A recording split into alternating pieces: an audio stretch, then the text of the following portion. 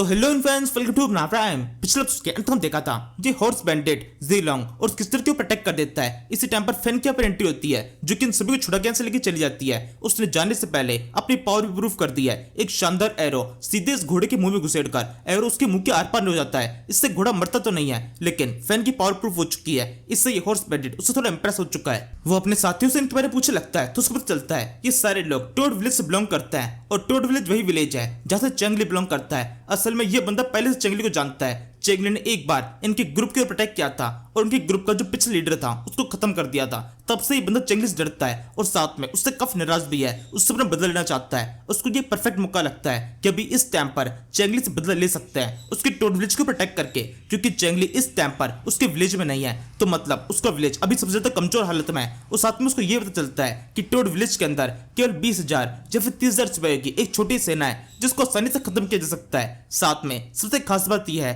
Toad village की बहुत सारे देशों से पहले लड़ाई चल रही है। अगर वो किसी के पास में जाकर मदद मांगेगा तो आसानी से वो देश उसको सेना देने के लिए तैयार हो जाएगा और इस तरीके से एक बहुत बड़ी सेना तैयार की जा सकती है जो कि टोड विलेज को प्रोटेक्ट करके उसको पूरी तरह से खत्म कर देगी। लेकिन इसकी ये बात इसके बाकी साथियों को ठीक नहीं लग रही होती है। वो सब उससे पूछने लगते हैं क्यों ये सोंग बोकुंग उनको प्रोटेक्ट क्यों नहीं कर रहा। इसके अलावा और भी काफी सारे देश है, वो भी तो जाकर उनको प्रोटेक्ट कर सकते हैं। हम अटैक के बारे में क्यों सोच रहे हैं? हमें पहले ये सोचना चाहिए कि बाकी देश टोड विलेज को प्रोटेक्ट करने के बारे में क्यों नहीं सोच रहे हैं, कहीं कुछ खतरा तो नहीं। इस पे लीडर बोलने लगता है मुझे ऐसा लगता है वो सब कुछ इसलिए ऐसा नहीं कर रहे क्योंकि सोंग बोकुंग का जो बेटा है वो काफी लंबे टाइम चेंगली के पास में कैद है, इसलिए उन्होंने कभी भी उसको प्रोटेक्ट करने की कोशिश नहीं की। और इसके अलावा जो बाकी सारे लोग हैं उनमें ताकत है नहीं कि डायरेक्टली टोड विलेज को प्रोटेक्ट कर सके।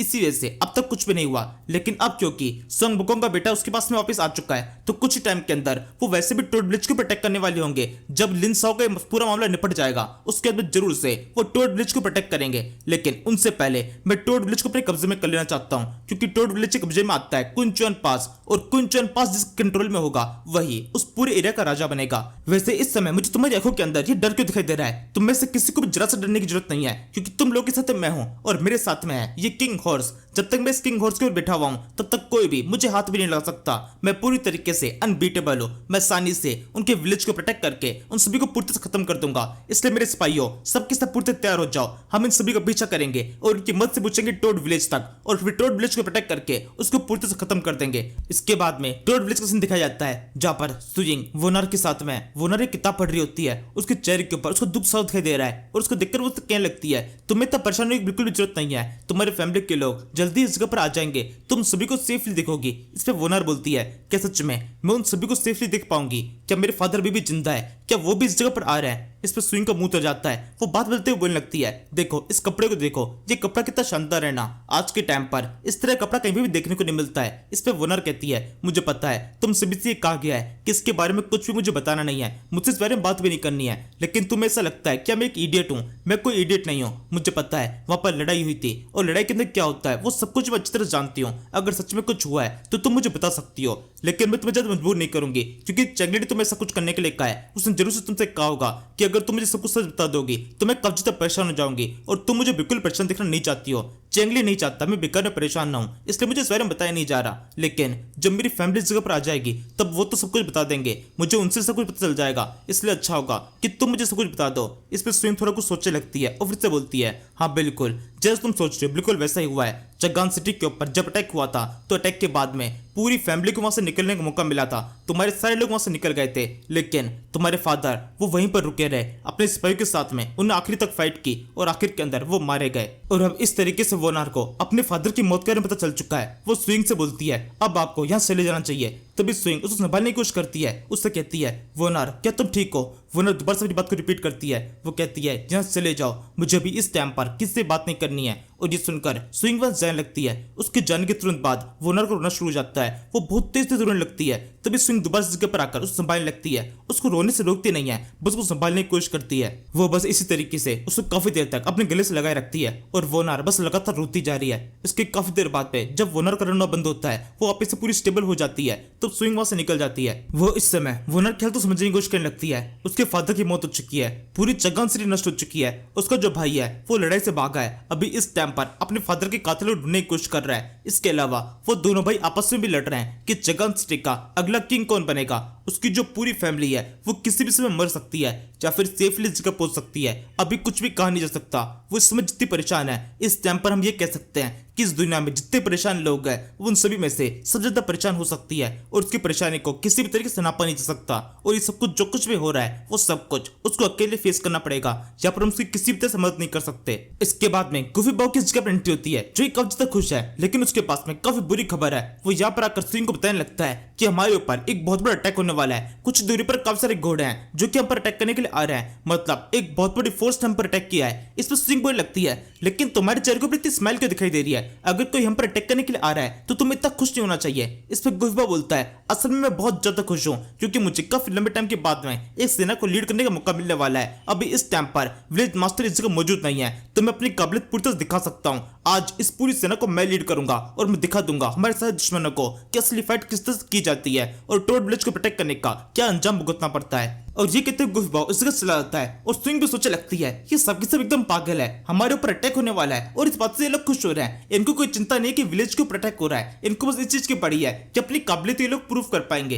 इसके बाद में हम क्वीनमैन और बाकी सबको देखते हैं। क्वीनमैन पूरी सेना को तैयार कर रहा है, इनफैक्ट जितने भी लीडर जगह मौजूद है वो सब के सब अपनी सेना को तैयार कर रहे हैं। इसके बाद हम देखते हैं फैन भी जगह जस्ट अभी पहुंच चुकी होती है अपने सारे लोग के साथ में। इस समय सबसे पहले जितने भी शाही लोग हैं उन सभी को विलेज के अंदर लेके जाया जा रहा है। जो जीलोंग की सिस्टर होती है वो फैन से रिक्वेस्ट करने लगती है कि उसको भी इस फाइट में पार्टिसिपेट करने का मौका दिया जाए। शुरुआत में उसको मना किया जाता है लेकिन बाद में सबके सब मान जाते हैं। इसके बाद में सब टोर विलेज की दीवार के ऊपर चढ़ चुके हैं, ऊपर से पूरे नजारे को देख रहे होते हैं। इनको दिखाई दे रहा होता है कि सामने की तरफ से कितनी बड़ी सेना इनको प्रोटेक्ट करने के लिए आ रही है। फिर ठीक से देखना पता चलता है असल में 10,000 सिपाही है जो कि इनको प्रोटेक्ट करने के लिए आ रहे हैं, जो कि नंबर में बहुत ज्यादा कम है। लेकिन यहाँ पर एक अलग से स्ट्रेटेजी का यूज किया जा रहा है। जब 10,000 सिपाही तो है लेकिन उनके साथ में उससे भी कई ज्यादा घोड़े हैं। जी देखकर क्वीनमैन बोलने लगता है 10,000 सिपाहियों की सेना हम पर अटैक करने के लिए आ रही है। 10,000 कैवलरी ये अपने आप में काफी बड़ी सेना होती है। किसी भी सेना के 10,000 सिपाही होना, उनके पास में 10,000 घोड़े होना, ये अपने आप में काफी बड़ी बात है। लेकिन इनके पास में नजारे तो एकदम ही अलग है। इनके पास में सिपाही कम है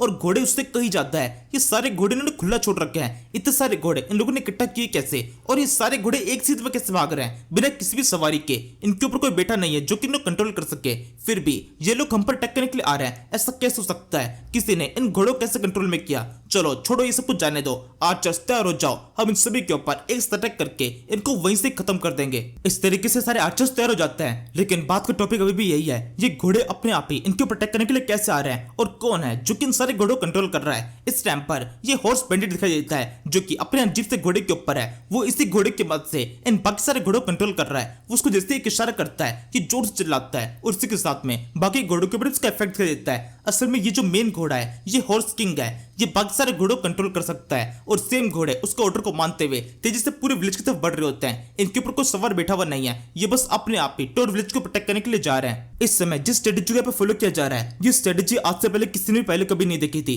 इस तरह से घोड़ों की मदद से अटैक किया जा रहा है, केवल घोड़ों की मदद से। और ये घोड़े करेंगे क्या? जितने भी सोल्जर्स है वो सारे ऊपर के साइड में और घोड़े है नीचे, वो कुछ भी नहीं कर सकते।